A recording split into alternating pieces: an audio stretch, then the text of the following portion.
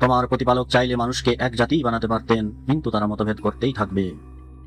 তবে তারা নয় যাদের প্রতি তোমার রব দয়া করেছেন, আর এই জন্যই তিনি তাদের সৃষ্টি করেছেন। মানুষ এক জাতি ছিল, পরে তারা মতভেদে লিপ্ত হয়। মানুষ এক জাতি ছিল, পরে আল্লাহ নবীদের পাঠালেন, কিন্তু স্পষ্ট প্রমাণের পরও তারা মতভেদ করল। আল্লাহ চাইলে তোমাদেরকে এক উম্মত বানাতে পারতেন, কিন্তু তিনি তোমাদেরকে পরীক্ষা করতে চান। ভিন্নতা হলো পরীক্ষার মাধ্যম।